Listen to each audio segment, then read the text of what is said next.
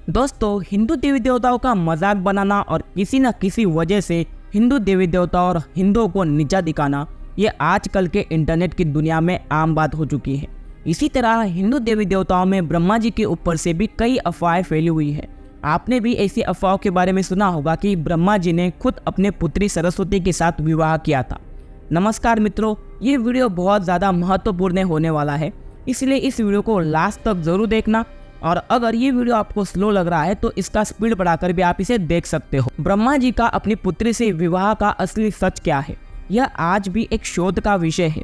इस पर विचार किए जाने की जरूरत है। भारतीय पौराणिक इतिहास में ब्रह्मा का नाम महत्वपूर्ण रूप से प्रकट होता है, जबकि प्रचलित समाज में विष्णु और शिव को उनसे ज्यादा श्रेष्ठ माना गया है। कालांतर में ब्रह्मा जी को हाशिए पर धकेल दिए जाने के कारणों में से एक है कि सावित्री का शाप, और दूसरा कारण ये है कि ब्रह्मांड की थाह लेने के लिए जब भगवान सदाशिव ने विष्णु और ब्रह्मा को भेजा तो ब्रह्मा ने वापस लौटकर सदाशिव से असत्य वचन कहा था। हालांकि प्रचलित समाज में यह धारणा फैली है कि ब्रह्मा ने उनकी पुत्री सरस्वती के साथ विवाह किया था, इसलिए उन्हें नहीं पूजा जाता। अब ये कितना सच है ये तो एक शोध का विषय है, परंतु कुछ विद्वान इसे भ्रांत धारणा मानकर खारिज करते हैं।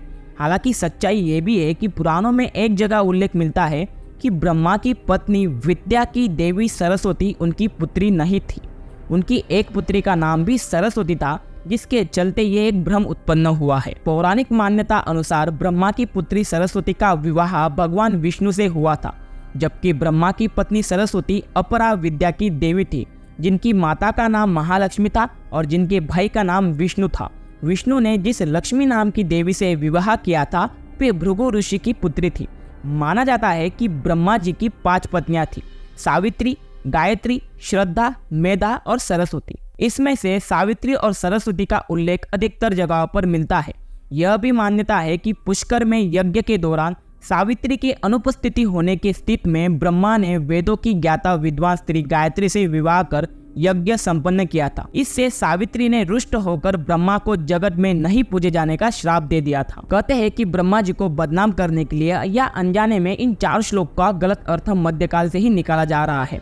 यह श्लोक रहे आपके स्क्रीन के सामने। यहाँ यह जानना जरूरी है कि वैदिक काल में राजा को प्रजापति कहा जाता था। सभा और समिति को प्रजापति की दुइया यानी बेटियों जैसा माना जाता था। ब्रह्मा को प्रजापति भी कहा जाता है। इस कारण भ्रम की स्थिति उत्पन्न हुई। ब्रह्मा की बेटी सरस्वती श्वेत रंग की थी, लाल रंग की बिल्कुल भी नहीं थी। पुराणों में सरस्वती के बारे में भिन्न भिन्न मत मिलते हैं। एक मान्यता के अनुसार ब्रह्मा ने उन्हें अपने मुख से प्रकट किया था। एक अन्य पौराणिक उल्लेख अनुसार देवी महालक्ष्मी से जो उनका सत्व प्रधान रूप है वो उत्पन्न हुआ था। देवी का वही रूप सरस्वती कहलाया और देवी सरस्वती का वर्ण श्वेत है।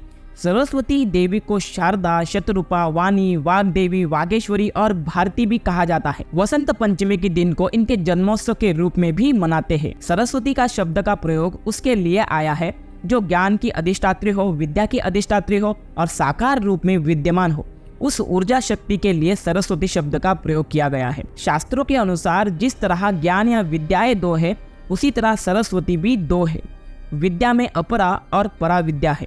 अपरा विद्या की सृष्टि ब्रह्मा जी से हुई है, लेकिन परा विद्या की सृष्टि ब्रह्म ईश्वर से हुई ऐसा माना जाता है। अब ये अपरा विद्या और परा विद्या क्या है, इसके बारे में भी हम आगे समझेंगे। अपरा विद्या का ज्ञान जो धारण करती है वह ब्रह्मा जी की पुत्री है, जिनका विवाह विष्णु जी से हुआ है। ब्रह्मा जी की पत्नी जो सरस्वती है वे परा विद्या की अधिष्ठात्री देवी है। वे मोक्ष के मार्ग को प्रशस्त करने वाली देवी है और वे महालक्ष्मी की पुत्री है। शाक्त परंपरा में 3 रहस्यों का वर्णन है: प्राधानिक, वैकृतिक और मुक्ति। इस रहस्य का वर्णन प्राधानिक रहस्य में है। इस रहस्य के अनुसार महालक्ष्मी के द्वारा विष्णु और सरस्वती की उत्पत्ति हुई, अर्थात विष्णु और सरस्वती बहन भाई है।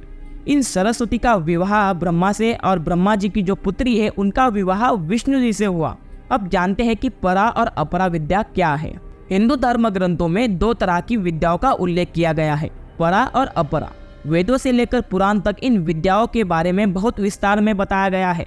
खासकर उपनिषदों और योग ग्रंथों में इन विद्याओं के संबंध में विस्तार से जानकारी मिलेगी। धर्म में उल्लेखित यह परा और अपरा ही है जो लौकिक और परलौकिक कहलाती है। दुनिया में ऐसे कोई लोग हैं जो इन विद्याओं को किसी न किसी रूप में जानते हैं। वे इन विद्याओं के बल पर ही भूत भविष्य का वर्णन कर देते हैं और इसके बल पर ही वे जादू और टोना करने की शक्ति भी प्राप्त कर लेते हैं। यह परा और अपरा शक्ति 4 तरह से प्राप्त होती है, देवताओं द्वारा, योग साधना द्वारा, तंत्र मंत्र द्वारा और किसी चमत्कारी औषधि या वस्तुओं द्वारा। पराविद्या के पहले अपरा विद्या का ज्ञान होना बहुत ज्यादा जरूरी है। पराविद्या एक चमत्कारी विद्या है तो दूसरी और यह ब्रह्मा को जानने का मार्ग है। जगत 3 स्तरों वाला है। एक स्थूल जगत जिसकी अनुभूति जागृत अवस्था में होती है, दूसरा सूक्ष्म जगत जिसका स्वप्न में अनुभव हम करते हैं, तथा तीसरा कारण जगत जिसकी अनुभूति सुषुप्ति में होती है। इन तीनों स्तरों में जो व्यक्ति जागृत होता है, साक्षी भाव में ठहर जाता है, वह परा और अपरा दोनों ही प्रकार की विद्याओं में पारंगत हो जाता है। परा और अपरा विद्या का परिचय मुंडकोपनिषद अनुसार परा योगिक साधना है और अपरा आध्यात्मिक ज्ञान है। जिस विद्या से अक्षर ब्रह्म का ज्ञान होता है वह परा विद्या है, और जिससे ऋग, यजु, साम, अथर्व, शिक्षा, कल्प, व्याकरण, निरुक्त, छंद और ज्योतिष का ज्ञान होता है वह अपरा विद्या है। परा विद्या वह है जिसके द्वारा परलौकिक यानी स्वर्ग आदि लोगों के सुख साधनों के बारे में जाना जा सकता है। इन्हीं विद्याओं के जरिए इन्हें पाने के मार्ग भी पता किए जाते हैं। देखो, पुराणों में कई सारा हेरफेर किया गया है। मध्य और अंग्रेज काल में पुराणों के साथ बहुत छेड़छाड़ की गई।